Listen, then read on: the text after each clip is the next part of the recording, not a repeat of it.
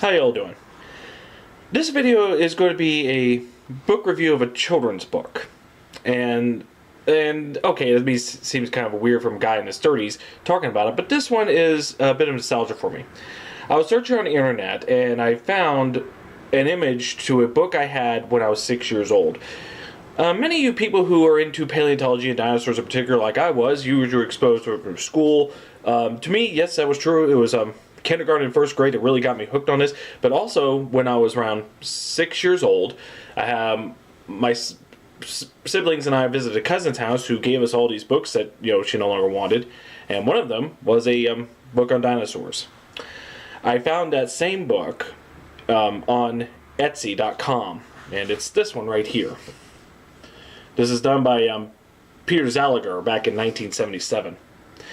And I sometimes thought back to this book from time to time. I used to carry this book with me all the time as a kid. It's beautifully illustrated for something at a time, as you can see. A lot of coloring. Usually a lot of kids' books on dinosaurs were pretty drab.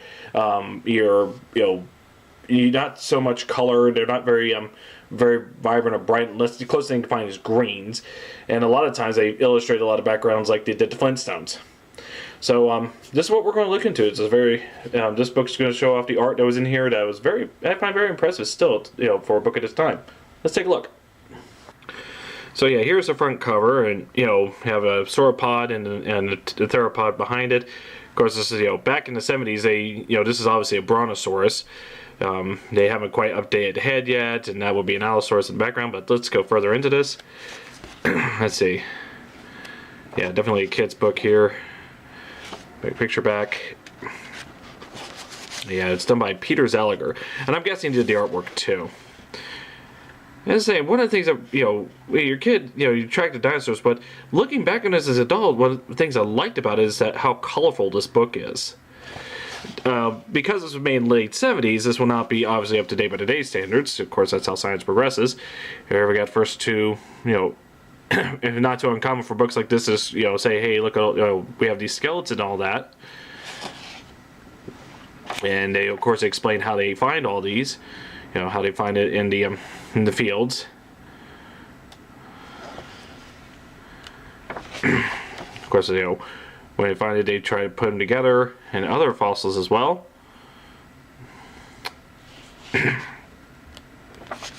Of course, now they start getting to the interesting part where they flesh them out. Hesperosuchus and the Coelophysis on the other side of this, because this is an example of a thecodot. And also, let's see, and this is Coelosaurus, one of the first true dinosaurs at the time. But again, it's very vibrant and colorful and all. They usually don't see this. They usually paint rocky terrains with some trees in the background, and they don't usually make the dinosaurs as colorful like this. Usually drab grays and browns, and here we go. And of course, this goes up the timeline, so to speak, from Triassic to Cretaceous. So here we got a Plateosaurus here, and then we got a Tyrannosaurus. Now, this one I don't think is an actual. I tried quickly looking this up. Now, without too details, I don't know if this is a true dinosaur, or at least it's close to without being it. I looked at pictures of this more up-to-date one. It's more quadrupedal, almost like a Postosuchus. And here they have a sort of, like they tried to take a theropod dinosaur and make him look like the Rancor from the Return of the Jedi. At least it's the impression it gives to me. Of course, here to go, we got Archaeopteryx and Ornitholestes. And the classic Stegosaurus. But if you look closely at the texture detail of the skin, I don't know if you can see it through this, but like the artist really took his time, not just painting it smooth with occasional bumps like this, but it's like, it feels like it does give the sort of a scaly texture to these dinosaurs. He did an amazing job. This one I always would like, nice dramatic scene of the famous Brontosaurus, in the sunset.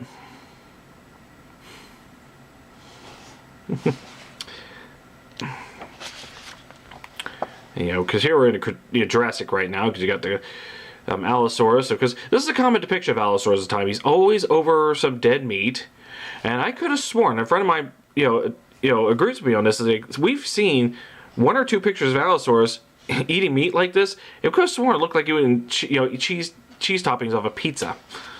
But that was just us. And a Camptosaurus next to it. So yeah, there you go. And of course, you got a 2-page spread with a Diplodocus. So I talk about how colorful this is. Okay, yeah, they paint a lot of these dinosaurs still in the drab colors, but they put in such colorful surroundings, and it's hard to me to think of other paleo art, especially aimed for kids, that did this. And of course, we can't mention the time of dinosaurs without the ocean life at the time. Elasmosaurus and Ichthyosaurus down below. You got a Pteranodon. You don't find too many blue Pteranodons in children's books. You got Tyrannosaurus and the famous Archelon. Of course, also like the blue color of the Plesiosaurus as well.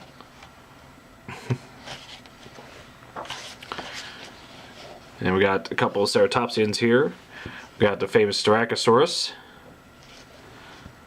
And you might see it a little bit better, but if you look at that skin texture, it's not just like the little bumps here and there, the big scales, but you can see all the leather texture, the scales of everything. It's just really well done. And Monoclonius next to it.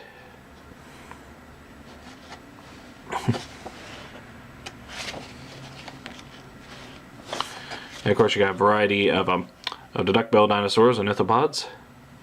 Got Lambeosaurus in the background.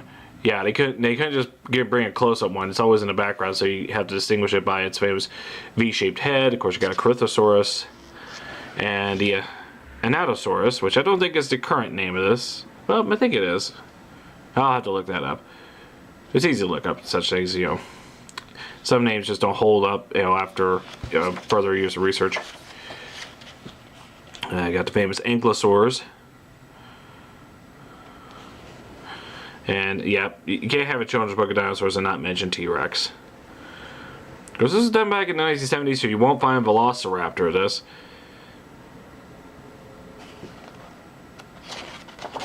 And of course, what is common, you have your Triceratops. And when you have a Triceratops, you usually got to have them battling with a T-Rex. Thank Charles R. Knight for this. And of course, they always mention how that the dinosaurs died and what mystery it was. But anyway, this book holds a lot of nostalgia for me. It's the first book as a kid I ever had on dinosaurs. I can't recall what exactly happened to my last one. I mean, grow up, I may have stored it away, and I think the pages sort of torn off, and had to part ways with it. But I saw this on Etsy, and I bought it very cheap, and there you go. Figure I share it with you. So, for many of you paleophiles, what was your first book on dinosaurs? Was it an older book, a new book? Was it any book at all? Was it just the time you spent at school when they talked about dinosaurs? Was it movies, documentaries? So, tell me what was your first experience that held you on dinosaurs as a kid? All right, let me know down below. You all have a nice evening. Thank you very much.